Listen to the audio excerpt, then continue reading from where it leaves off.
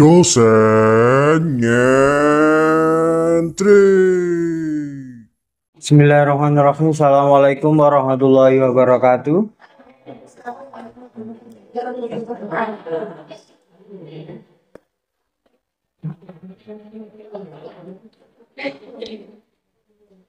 Sudah diisi blognya dengan catatan itu? Sudah? Sudah atau belum? Atau masih membuat catatan manual?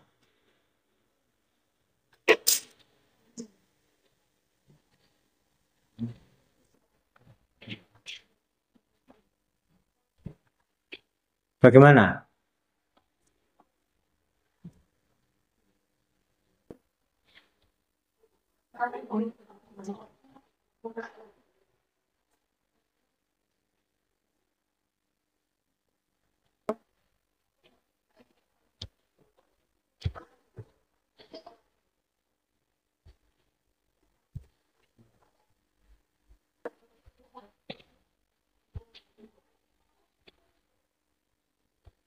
Untuk linknya bisa dikirimkan via WA ya. Ini sudah nyala.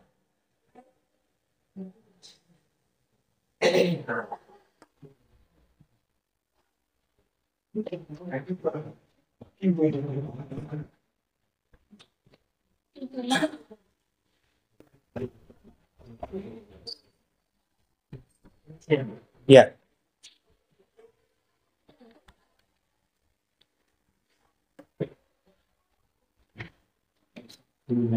Oke, jadi materi sekarang teori sastra ya. Teori sastra kita akan mencoba masuk ke cabang-cabang studi sastra. Ya. Cabang-cabang studi sastra secara sederhana seperti yang pernah saya singgung di awal, ya. Nanti akan ketemu teori sastra yang kita pelajari di semester ini, kemudian sejarah sastra dan juga kritik sastra. Itu yang terbesar. Ya. Ketika nanti dipisah-pisah, itu akan banyak sekali dan beberapa akan kita singgung hari ini.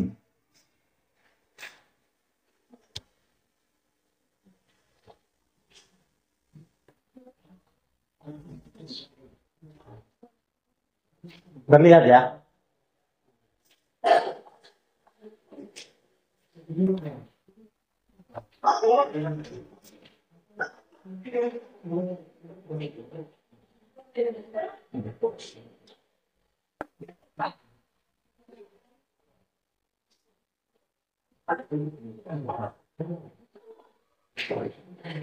Nanti barangkali slide-nya hilang, tolong bilang ya, karena saya kan nggak bisa menghadap slide-nya.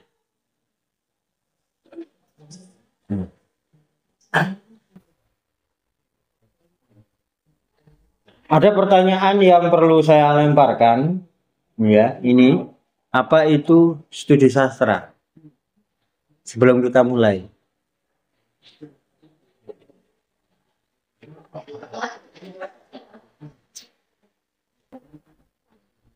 Kenapa? Belajar tentang makna.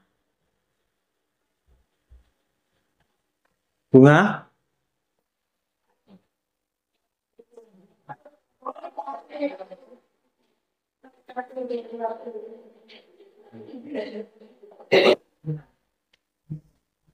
Ahmad?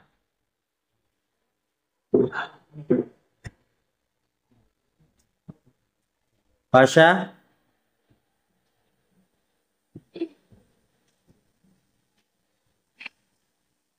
Tidak ada yang bisa bersuara, tidak membuat catatan ya hari ini.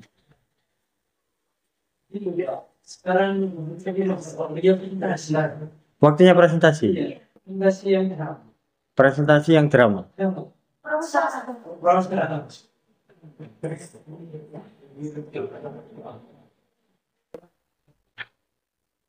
Oke, saya lupa ya.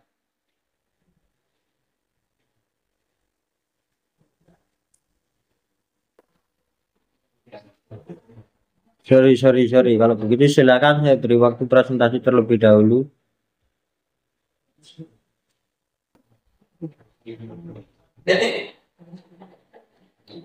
Siapa? Gilirannya siapa? Oke.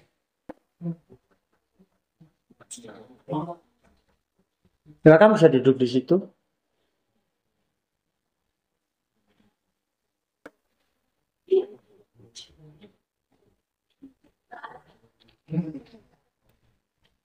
Waalaikumsalam warahmatullahi wabarakatuh. Hari ini saya dan saudara Bunda akan mempresentasikan materi literasi sastra yang berjudul prosa. Sebelum kita membahas lebih lanjut, kita harus tahu dulu apa pengertian dari prosa.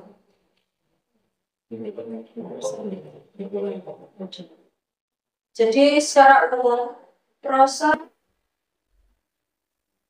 digunakan untuk mengekspresikan ide, cerita, atau gagasan dengan gaya penulisan yang lebih alami dan bebas tertentu.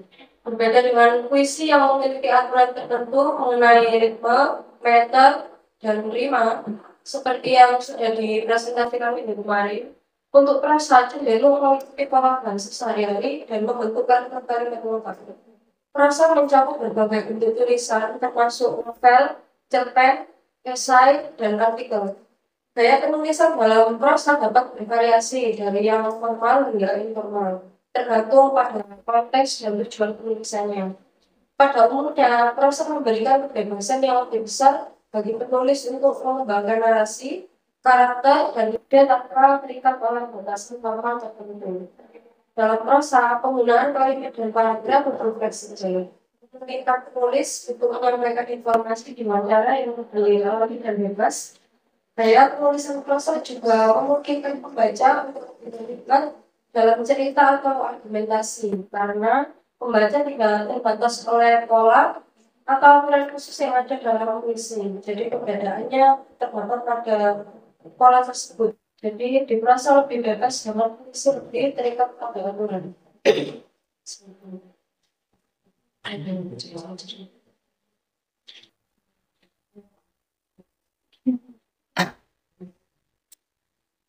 Ciri-ciri prosa mencakup berbagai elemen yang membedakan dari bentuk tulisannya seperti puisi dan berikut adalah ciri-cirinya. Satu, prosa menggunakan gaya penulisan yang lebih alami dan mirip dengan cara sehari-hari. Kalimatnya bersifat luas dan tidak terkait oleh pola ritme yang khas daripada puisi. Prosa umumnya disusun dalam bentuk paragraf dan mengikuti alur cerita atau urutan kejadian yang logis. Ini kemungkinan penulis untuk mengembangkan narasi dari lebih rinci. Prosa memberikan kebebasan lebih dalam memilih kata dan struktur kalimat. Gaya bahasanya dapat bervariasi dari informal hingga informal tergantung pada keperluan dan tujuan penulis. 4. Dalam prosa, penulis memiliki ruang yang luas untuk mengembangkan karakter, latar belakang, dan pengaturan tempat. Hal ini membantu membentuk cerita menjadi lebih mendalam dan meyakinkan. 5. Berbeda dengan puisi yang memiliki aturan tertentu mengenai ritme dan meter, prosa tidak terkait oleh struktur formal semacam itu. 6. Prosa seringkali menggunakan dialog sebagai cara menyampaikan percakapan antar karakter. Dialog membantu memperjelas karakter, mengembangkan plot, dan meningkatkan realisme cerita. 7. Prosa dapat mencakup karya yang lebih panjang dan kompleks seperti novel atau esai yang memiliki pengembangan yang lebih dalam dari ide atau cerita. 8. Sebagai bentuk komunikasi tertulis, prosa memiliki tujuan untuk menyampaikan informasi, ide, atau cerita pada pembaca dengan cara yang jelas. 9. Prosa seringkali berfokus pada cerita atau argumentasi, dapat mencakup pemaparan kejadian, penjelasan suatu ide, atau pengembangan karakter. Dalam sebuah narasi, banyak jenis tulisan yang umumnya dikenal sebagai prosa seperti novel, cerpen, esai, artikel, dan lainnya.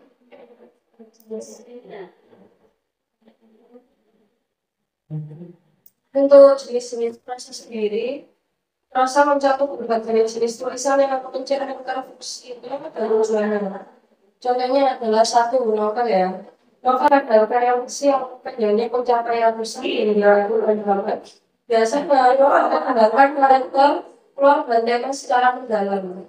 Sedangkan untuk cerpen atau cerita pendek adalah karya prosa yang lebih pendek dibandingkan novel.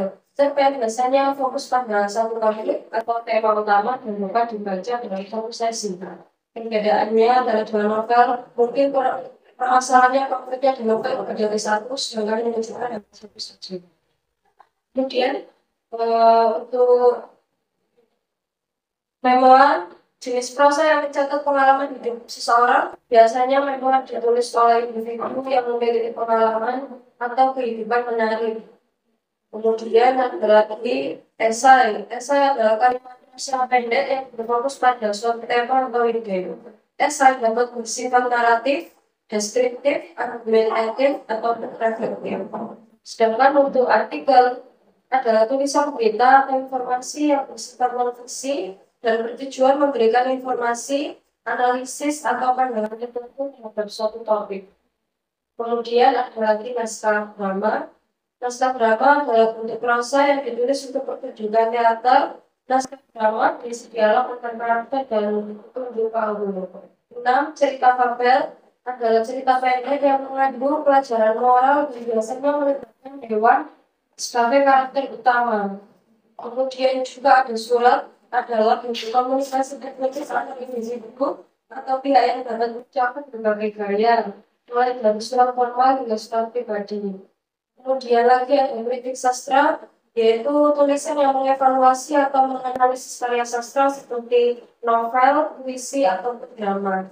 Yang terakhir adalah teks hukum atau kontrak.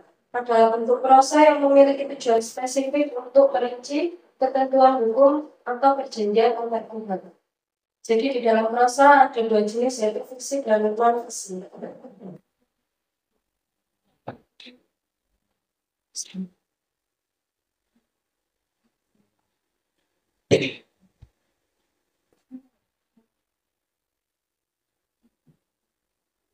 Baik, sedikit ada masalah saya lanjutkan saja. Untuk struktur prosa yaitu unsur tertentu yang membantu menyusun narasi atau argumen secara teratur dan dapat dipahami oleh pembaca. Meskipun prosa tidak memiliki batasan formal yang ketat seperti puisi tadi, umumnya sebuah prosa juga terdiri dari beberapa unsur-unsur gitu. Yang pertama adalah pendahuluan atau sering disebut sebagai eksposisi, merupakan bagian awal dari prosa yang memperkenalkan pembaca pada tema, latar belakang ataupun konteks yang akan dijelaskan melalui tulisan. Nah, pendahuluan ini dapat berisi gambaran umum, konteks sejarah, atau pertanyaan yang akan dijawab dalam tulisan. Untuk yang kedua, pengenalan karakter dan pengaturan tempat. Dalam prosa naratif seperti cerpen atau novel, pengenalan karakter dan pengaturan tempat merupakan elemen penting. Ini memberikan gambaran siapa tokoh-tokoh utama dalam cerita tersebut dan di mana mereka dan di mana cerita itu berlangsung seperti itu. Dan yang ketiga adalah puncak atau konflik utama, yaitu inti dari cerita tersebut. Ini mencakup situasi atau peristiwa kritis yang menarik perhatian pembaca dan menciptakan ketegangan atau drama. Konflik ini dapat berupa pertentangan antar karakter, pertarungan atau lainnya. Untuk yang keempat adalah klimaks, adalah puncak kejadian yang menjadi titik paling dramatis dalam cerita. Ini merupakan momen di mana mencapai puncak keputusan atau perubahan besar terjadi. Kemudian ada puncak turun atau resolusi, merupakan bagian yang mengikuti klimaks. Di sini konflik mulai memudar dan pembaca mendapatkan pemahaman tentang hasil atau akibat dari konflik yang terjadi. Untuk yang keenam, pengembangan tema atau argumen. Dalam prosa ekspositoris atau esai, pengembangan tema atau argumen dilakukan melalui paragraf yang menjelaskan, memberikan contoh, atau memberikan bukti untuk mendukung pertanyaan utama. Sedangkan untuk yang ketujuh, puncak argumen atau kesimpulan, seperti hanya klimaks dalam cerita fiksi. Puncak argumen atau kesimpulan dalam prosa ekspositoris adalah bagian di mana Penulis menyimpulkan atau memberikan pandangan akhir. Ini merangkum pokok-pokok utama dan memberikan penutup atau kesimpulan di dalam cerita tersebut. 8. Penutup atau model jika diperlukan. Penutup atau kode adalah bagian akhir dari karya prosa. Ini dapat berupa refleksi, pertanyaan terbuka, atau pertanyaan yang meninggalkan kesan pada pembaca. Nah, tidak semua karya prosa memiliki bagian ini, terutama jika penulis menyelesaikan karyanya dengan cara yang berbeda. Maka dari itu, tadi jika memerlukan saja. Begitu juga dengan penutup. Di sini juga ada epilog jika diperlukan, yang tidak selalu ada. Epilog adalah bagian tambahan yang terletak setelah bagian penutup. Ini memberikan gambaran untuk memberikan cerita setelah resolusi utama.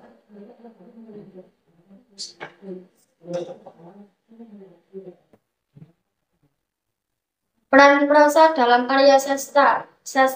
Prosa memainkan peran yang sangat penting dalam karya sastra dan memiliki hadiran yang signifikan dalam dunia tulis-menulis. Berbagai dengan puisi yang memiliki struktur aturan yang lebih kaku.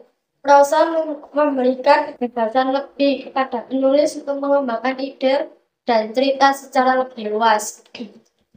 Berikut adalah beberapa peran dan kehadiran prosa dalam karya sastra.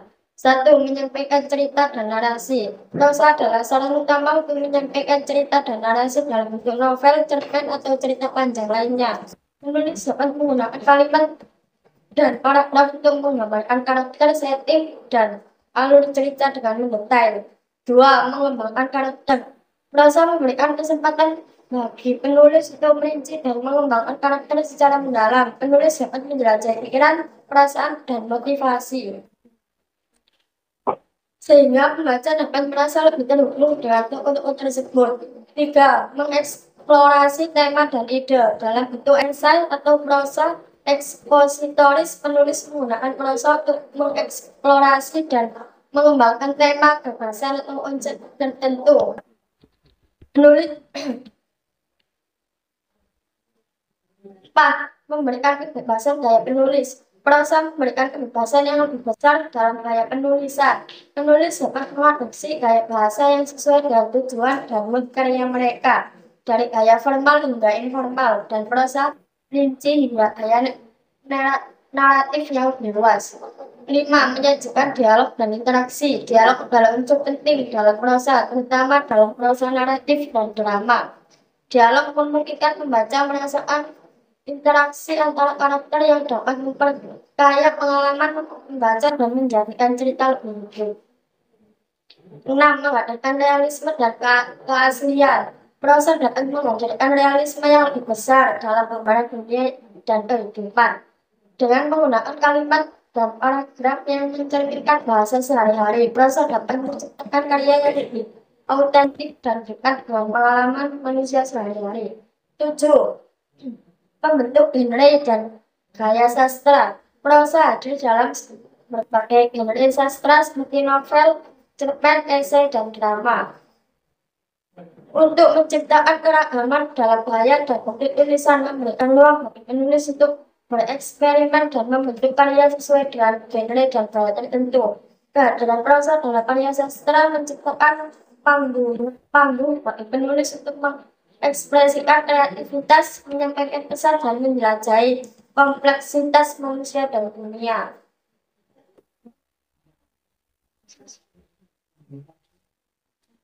Untuk contoh-contoh prosa bisa dilihat pada PPT ya. Saya jelaskan. Nomor 1 itu novel, contohnya adalah maupun karyanya Harper Lee. Itu sebuah novel yang menggambarkan ketidakadilan dan rasisme di Amerika Serikat selama tahun 1940-an. Yang kedua, cerita pendek, contohnya The Lottery karya Shirley Jackson, sebuah cerpen yang menghadirkan pandangan kritis terhadap tradisi dan kebiasaan masyarakat. Yang ketiga, esai, contohnya Self-Reliance karya Ralph Waldo Emerson, sebuah esai yang membahas konsep kemandirian dan pentingnya mengikuti tradisi pribadi. 4. Artikel, contoh artikel tentang dampak perubahan iklim di nasional geografik dan yang menyajikan fakta dan analisis tentang perubahan lingkungan. 5. Naskah drama, contohnya Romeo and Juliet karya William Shakespeare. Sebuah naskah drama yang menggambarkan tragedi cinta antara dua keluarga feodal. 6. Cerita novel Sekanci dan Buaya merupakan sebuah cerita novel yang mengandung pelajaran bahwasanya kecerdikan yang kita miliki harus digunakan untuk hal-hal yang baik dan tidak merugikan orang lain. 7. Memoir, contohnya adalah karya Tara Westover, sebuah memoir yang menceritakan masa kecilnya di negara bagian Idaho yang berasal dari sebuah keluarga fundamentalis yang berhasil menuntut pendidikannya di Harvard dan Cambridge walaupun hidup dalam keadaan yang terbatas.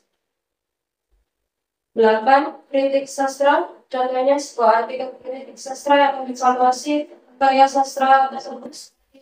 Gatsby, karya Scott Fitzgerald. Yang ke-9, teks hukum atau kontrak, contohnya adalah kontrak sewa rumah atau teks hukum lainnya yang memiliki persyaratan dan ketentuan kesepakatan.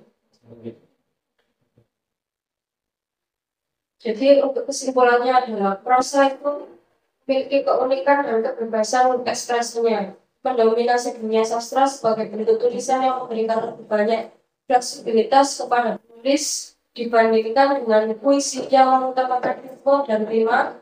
Prosa membebaskan penulis untuk mengekspresikan ide dan cerita secara alami dan membuka pembacanya. Keunikan pertama, terletaknya budaya penulisannya yang bebas dan tidak terikat oleh aturan tertentu. Hal ini memungkinkan ide mudah tersampaikan secara sederhana dan mudah dicerna oleh pembaca. Prosa juga mampu merinci karakter dan setting secara mendalam, menciptakan dunia dalam karya sastra yang dapat dijelajahi pembaca secara lebih intim.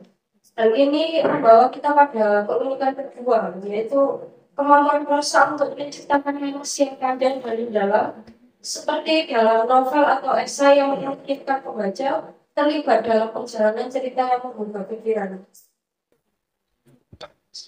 Selain itu, prosa memiliki kemampuan luar biasa dalam mengeksplor tema dan ide dengan lebih mendetail. Dalam bentuk esai, prosa membolehkan penulis untuk menyajikan argumen, analisis, dan refleksi dengan kejelasan yang memikat. Terlepas dari kekayaan kreativitas dalam menciptakan kisah fiksi, prosa juga memiliki daya tariknya dalam memberikan wawasan dan pemahaman tentang dunia nyata melalui tulisan ekspositorisnya. Inilah yang menjadikan prosa sebagai medium yang sangat beragam dan dapat diakses, memainkan peran utama dan mengkomunikasikan cerita dan ide dari suatu generasi ke generasi berikutnya. Baik, itu kurang lebihnya yang bisa kami sampaikan. Jika ada yang kurang lebih bisa ditanyakan. Sesi pertanyaan kami tutup.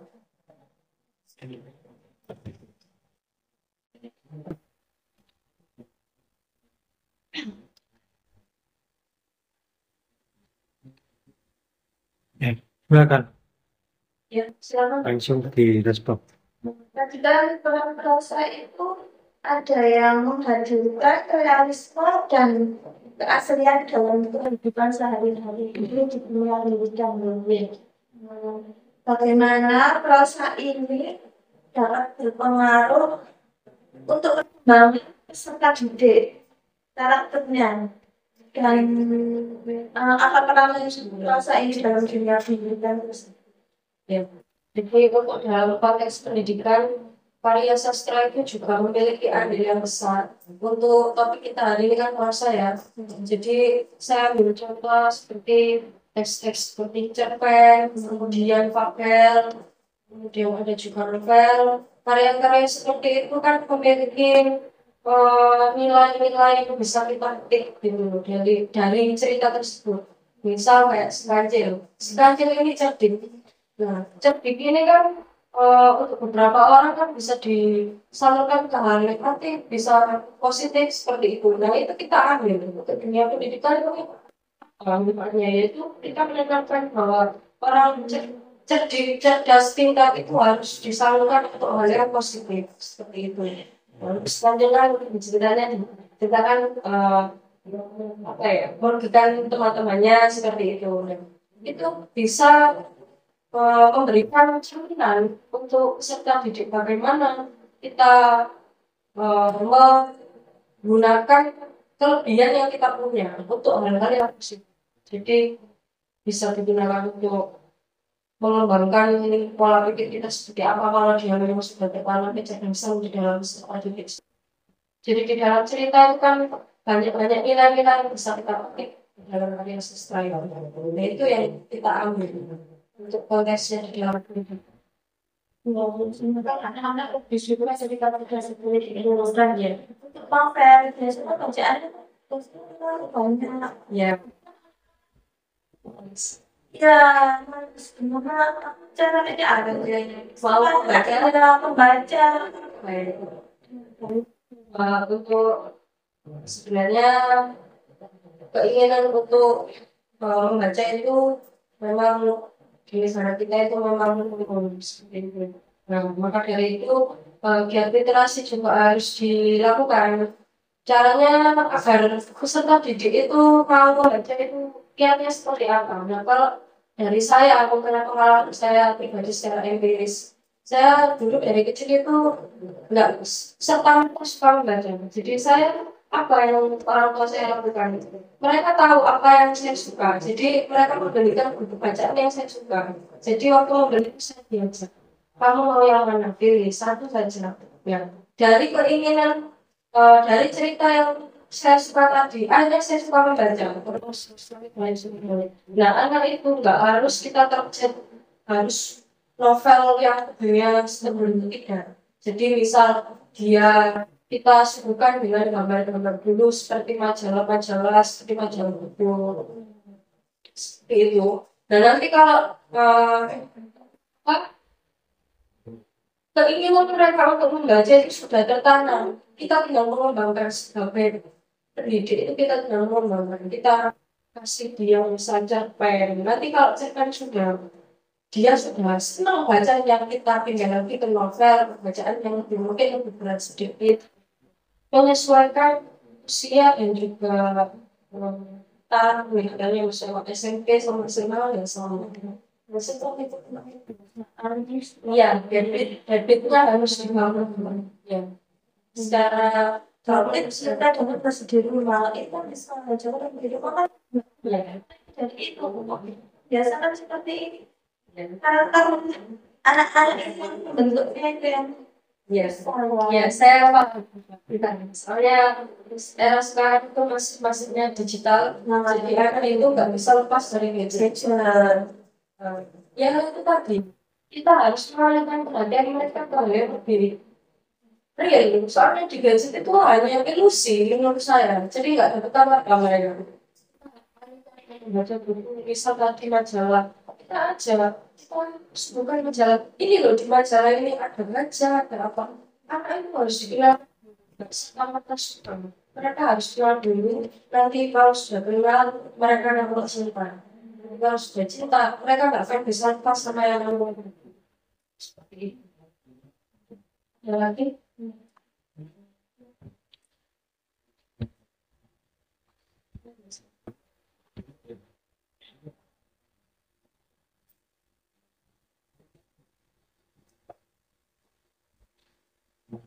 sudah tidak ada pertanyaan. Baik, kalau sudah tidak ada, saya tutup dulu presentasi dari kami. Mohon maaf bila salah kata dan kurang dari apa yang kami jelaskan. Wabillahi taufiq wal hidayah. Assalamualaikum warahmatullahi wabarakatuh. Waalaikumsalam warahmatullahi wabarakatuh. Presentasi dari kelompok berapa ini? Dua ya? Ada satu tambahan yang perlu saya sampaikan. Tadi menyebutkan bahwa ada drama, jika saya tidak salah dengar ya. Nah, ini perlu diperbaiki, perlu dipikirkan kembali. Karena apa? Karena drama itu genre tersendiri, tidak masuk ke prosa. Itu nanti kelompok 3 yang akan mempresentasikan tentang drama, ya. Jadi tidak masuk di list prosa, jadi kayak gitu. Dan penggalian prosa lama, ya, tadi masih belum optimal kayak gitu ya. Karena naskah-naskah berupa lontar yang ditulis itu tadi kan juga tidak disebut gitu ya. Lontar itu dari naskah lama juga, prosa lama gitu ya. Kalau di zaman-zaman kerajaan, setiap kerajaan itu punya yang namanya karya sastra. Cuman dulu itu bukan disebut sebagai karya sastra, tetapi sebagai apa ya sebutannya? Jadi kitab. Dulu itu kitab ya. Jadi kayak kitab suci gitu ya. Heeh. Jadi Sutasoma, Negara Kertagama, yang gitu ya. Nah, itu tadi juga belum banyak disinggung ya. Hingga yang jelas itu prosa lampau atau prosa lama itu sebagai bentuk wacana yang perlu kita ketahui. Mengapa? Karena memang saat ini sudah tidak ada keberadaannya. Dan ada disiplin ilmu yang khusus untuk mempelajari naskah-naskah lama. Itu pada disiplin ilmu filologi. Dan sepertinya kalau di UNIM ini nggak ada fokus ke sana. Lebih banyak fokus ke pendidikan, kesusastraan yang dasar gitu ya, tidak ada naskah lama. Tapi saya juga nggak ngecek di kurikulum yang baru.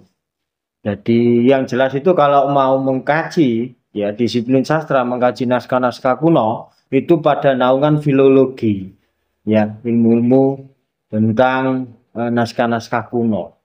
Nah, kajian sastra sebenarnya itu sangat-sangatlah luas ya, kajian sastra itu.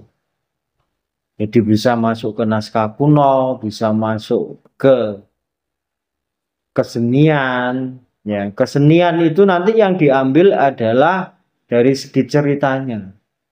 Kalau dari naratologi disiplin ilmunya.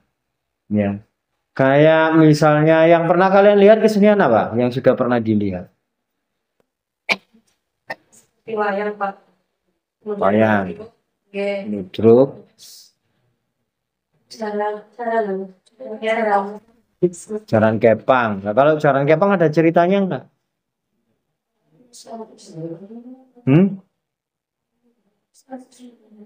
Ada ceritanya enggak jaran kepang? Yang pernah kalian lihat? Enggak ada. Sebenarnya ada, cuman lakon itu sudah lambat laun itu orang hanya senang pertunjukannya saja. Bantengan, lah bantengan itu juga ada ceritanya dulu. Cuman orang-orang cerita-cerita gitu kan nggak suka. Ya seneng nek bantengannya dadi kayak gitu kan.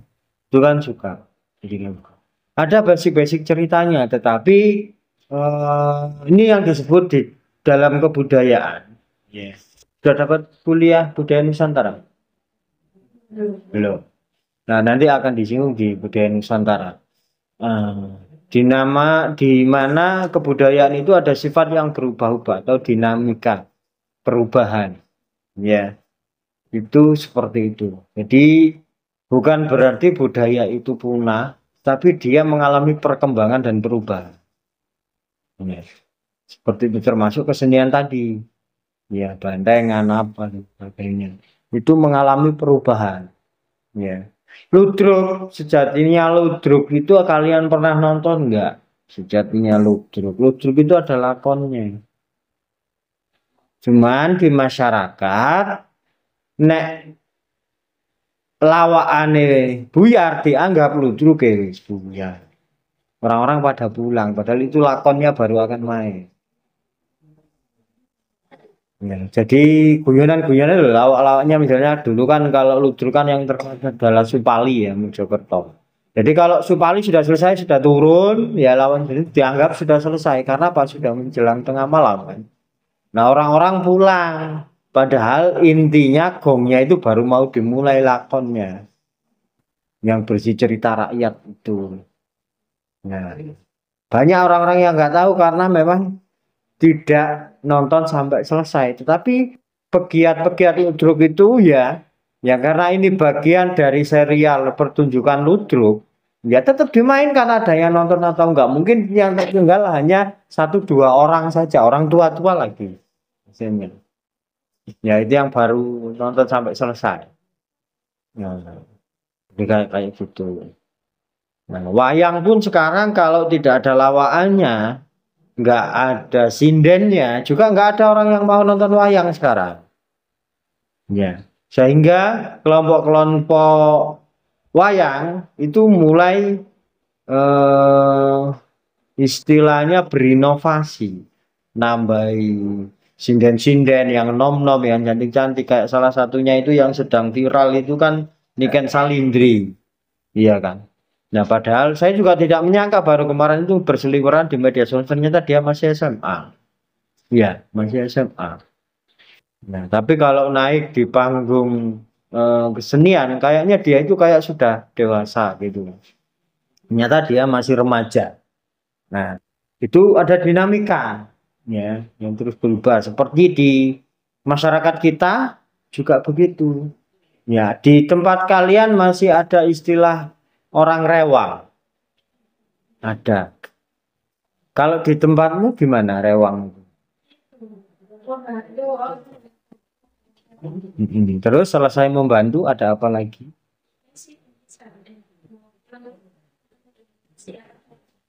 Sudah pinggisan aja? Iya. Ya, kalau di tempatmu?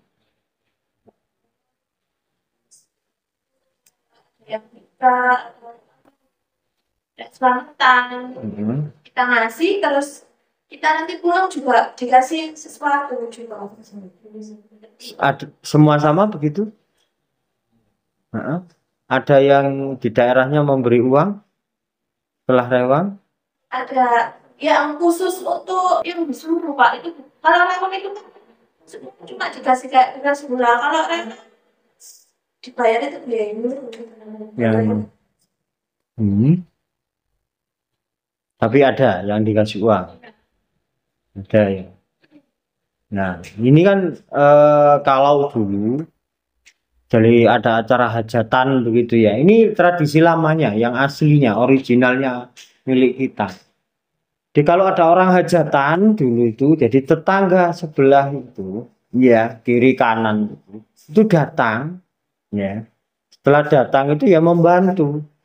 Kalau di rumah itu dia punya beras, bawa beras. Kalau punyanya pohon, bawa pohon. Jadi apa yang dipunya itu dibawa dan membantu di sana. Kalau nggak bawa apa-apa, nggak punya apa-apa ya nggak bawa apa-apa, tapi membantu. Seperti itu. Sehingga dulu itu yang namanya hajatan itu benar-benar aspek kerukunan, aspek gotong royong itu benar-benar bisa dirasakan. Ya. Kemudian bergeser, ya sudah nggak ada yang membawa, hanya membantu saja. Itu. Kemudian bergeser lagi, nggak ada yang membawa, membantu, terus membawa pulang. Ya, itu belum diberi loh, tapi dia membawa pulang sendiri. Ya. Kemudian bergeser lagi, ya, nggak datang membawa apa-apa, membantu, membawa pulang, dan nanti setelah selesai diberi makanan. Ya. Kemudian yang terakhir ini karena era leasing gitu ya. Nggak membawa apa-apa, datang membawa makanan pulang, nanti kalau selesai juga diberi makanan dan diberi uang. Ini yang terakhir saat ini. Ya, pergeserannya itu jelas ritmenya. Nggak tahu siapa yang mengubah kali pertama. Ya jelas itu ada pergeseran, ada perubahan. Jadi kayak gitu. Yang dulu ya hajatan itu ya itu ya benar-benar tidak merasa disusahkan dengan adanya hajatan karena ada gotong royong. Sekarang kalau orang mau hajatan itu pasti ribet dengan sendirinya. 1 tahun sebelumnya itu sudah mulai siap-siap. Ya, semakin dekat semakin ribet. Dan selain itu tidak ada keguyupan yang saya temukan, tetapi ada masalah yang banyak. Ya. Nanti tetangga-tetangga itu mulai rasan-rasan apa dan itu. Jadi pergeseran itu tidak dirasakan. Ya. Karena yang lain menyepakati, akhirnya ya sudah berjalan seperti itu. Ini loh yang namanya tradisi atau budaya. Jadi kadang pelaku budayanya ketika bergeser itu juga tidak terasa. Nah, fungsinya kajian sastra itu mengkaji ya realita-realita itu dengan teori-teori sehingga nanti akan ketemu bergesernya kayak gitu. Tapi masuknya melalui karya sastra. Ada kajian-kajian yang lebih rigid lagi, ada kajian-kajian yang lebih dalam lagi, tapi namanya di dalam sastra. Nah, itu nanti mungkin hal yang lebih rigid itu ketika kalian mungkin punya kesempatan untuk studi lanjut lagi ke S2, studi lanjut lagi ke S3, jadi seperti itu. Nah, kalian akan berkenalan dengan kajian sastra tapi ngajinya film. Kajian sastra tapi mengkajinya musik. Jadi multimodal, sastra multimodal. Kajian sastra tapi ngajinya bantengan. Kajian sastra tapi yang dikaji sendera tari. Jadi luas gitu teropongnya. Makanya orang-orang yang berfokus di sastra itu bisa masuk kemana-mana. Karena semua elemen itu pasti ada ceritanya. Selama ada cerita, disitulah orang-orang sastra bisa masuk. Jadi kayak gitu. Jadi luas. Cakupannya luas. Nah,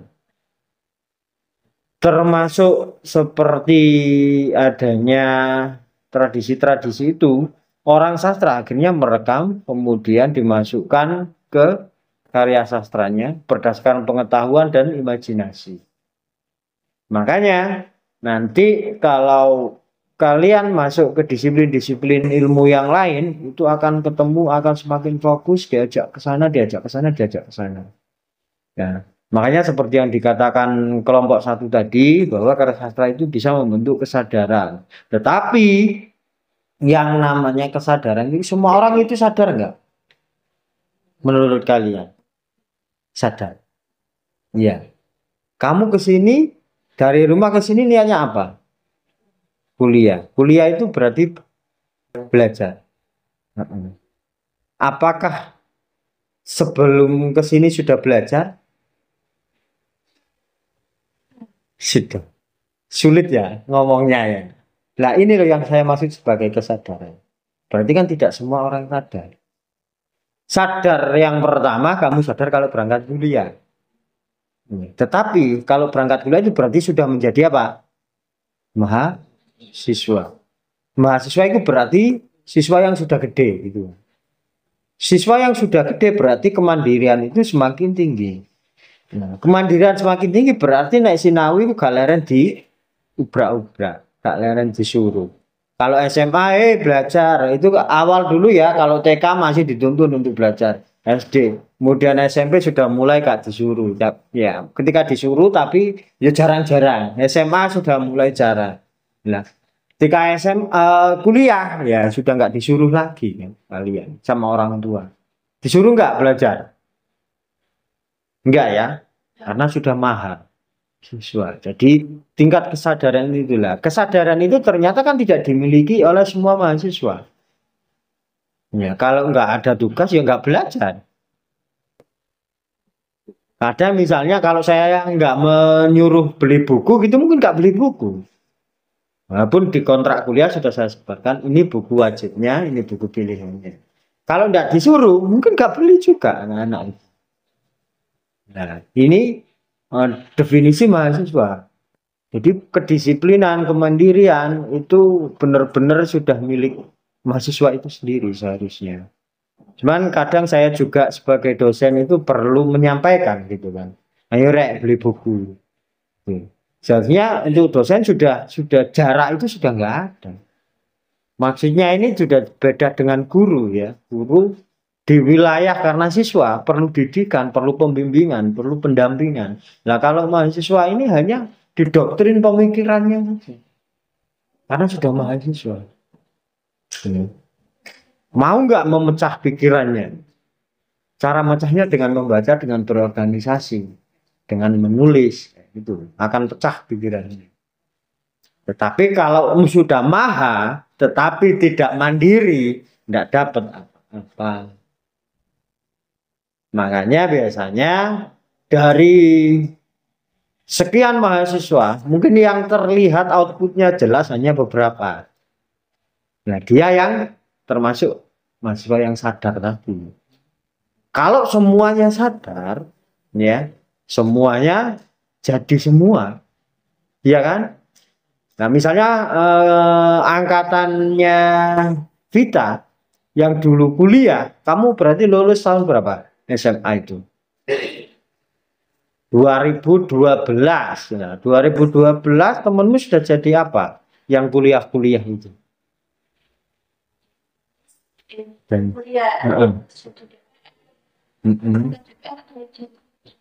yang jadi guru, ada yang DPR, gitu ya. Ada yang jadi. Ada nggak yang nggak jadi?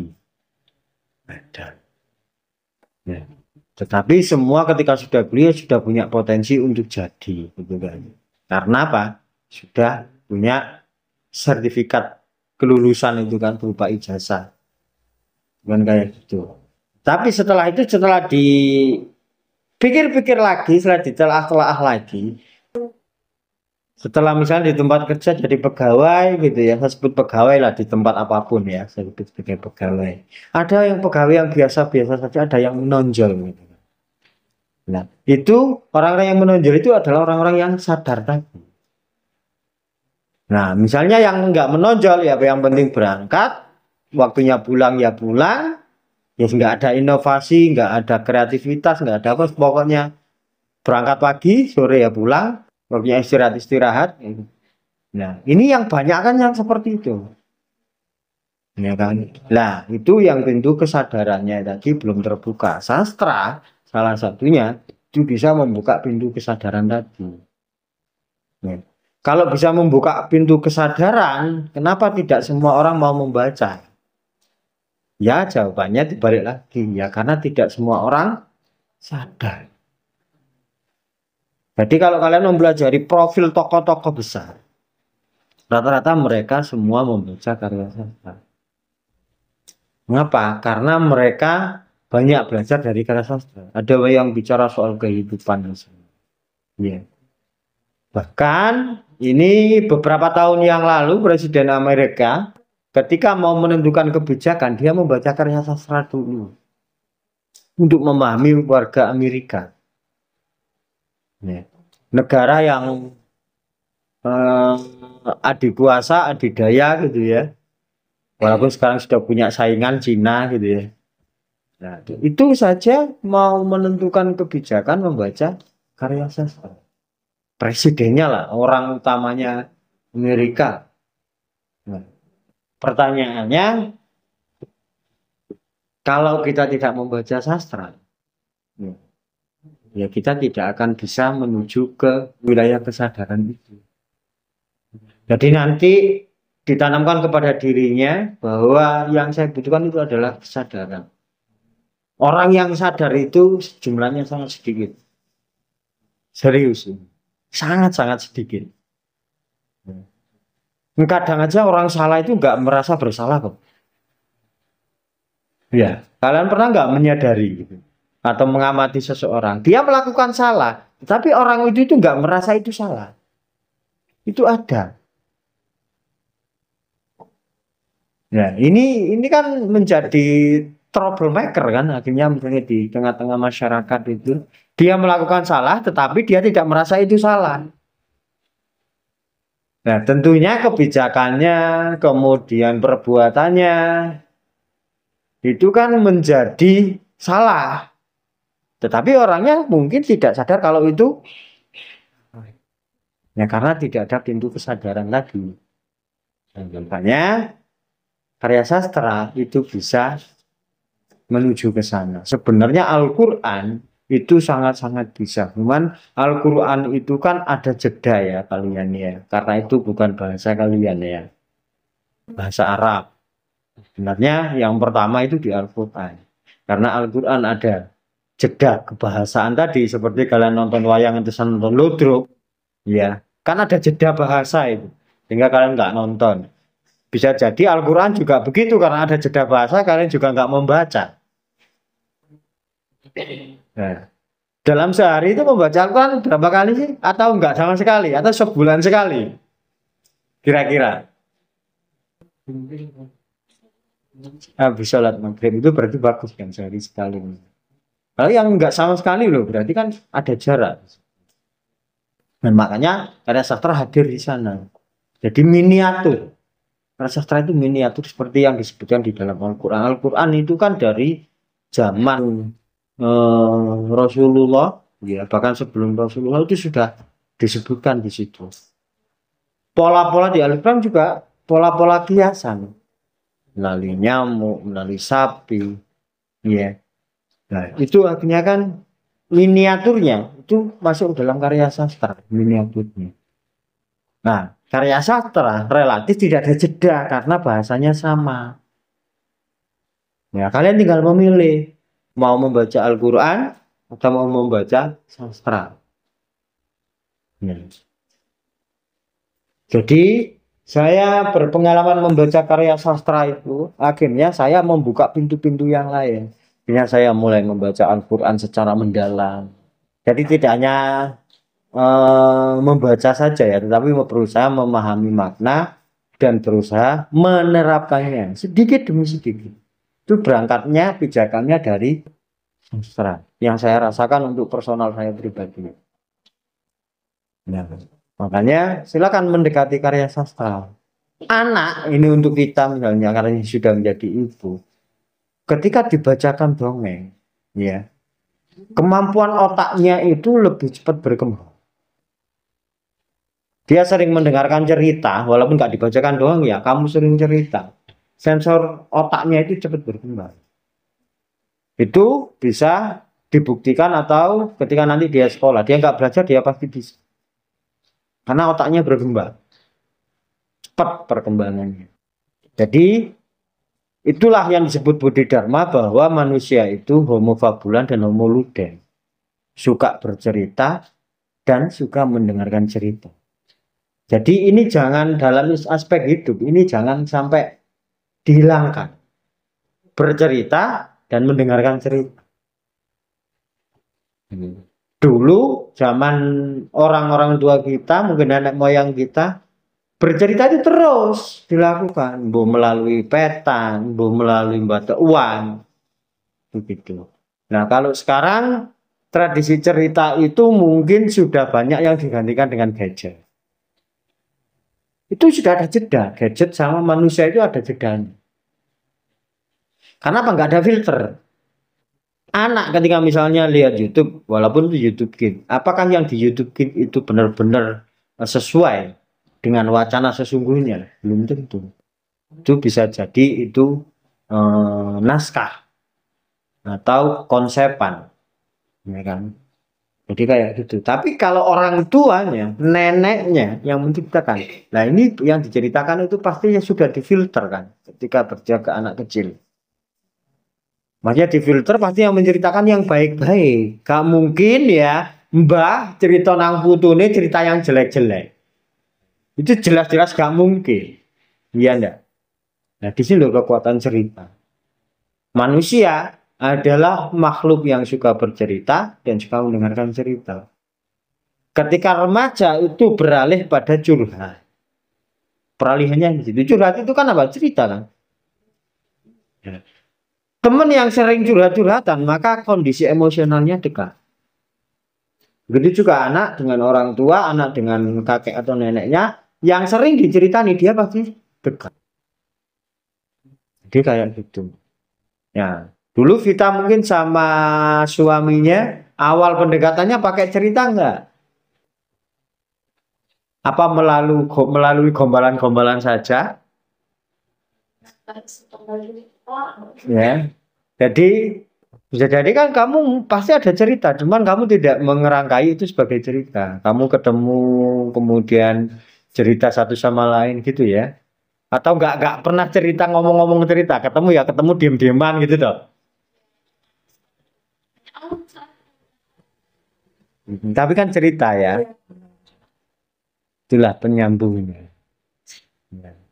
Penyambungnya itu di situ karena ada cerita. Memang tipikal ada orang yang mini kata, nggak banyak ngomong, tapi banyak bertindak. Perempuan harus lebih peka. Kalau suaminya itu nggak banyak ngomong tapi suka bertindak, belum tentu dia nggak romantis.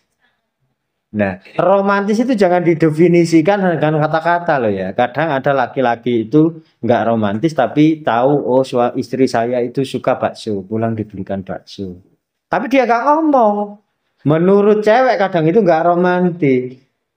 Padahal perjuangan beli bakso, aduh tadi kehujanan apa gitu kan nggak tahu ceritanya. Tapi kan nggak cerita kadang. Nah ada tipikal-tipikal begitu.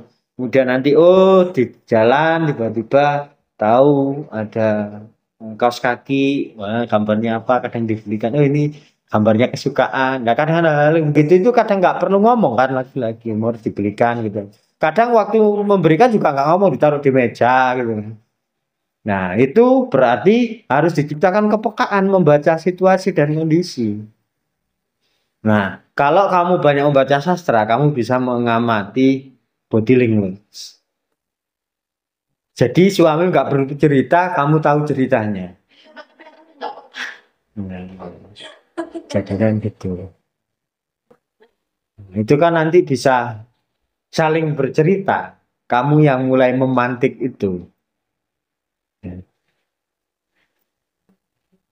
Di situ kekuatan cerita ya. Jadi nanti kalian harus sering mengonsumsi cerita, kalian harus sering bercerita, ya.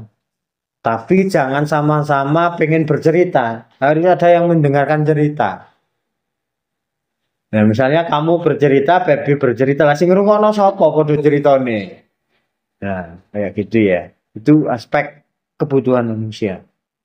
Ya, sadari atau tidak disadari itu kebutuhannya dia. Makanya manusia itu kan nggak suka sendiri. Karena dengan orang lain dia akan mendengarkan cerita. Cerita apapun, coba dicermati nanti kalau pulang. Kalian seneng sendiri apa seneng ada temennya? Gitu. Setelah ada temennya, apakah kalian akan diem-dieman, nggak ngomong sama sekali? Apa ada omongan? Nah di situ loh, bahwa hakikatnya manusia itu butuh cerita dan mendengarkan cerita. Kecuali introvert. Ya, introvert itu memang mungkin dia lebih suka dengan ceritanya sendiri. Jadi kalau ceritanya orang lain mungkin dia lebih media yang dia butuhkan. Jadi nggak ketemu orang langsung nggak suka. Mungkin dia stres, mungkin dia pusing. Orang introvert. Jadi dia lebih. Jadi rekreasi bagi orang introvert itu ketika dia di kamar. Bagi orang ekstrovert, rekreasi dia ke tempat wisata, staycation. Nah, itu salah satu karakter yang mungkin nanti akan kalian temukan juga lebih dalam di karya sastra.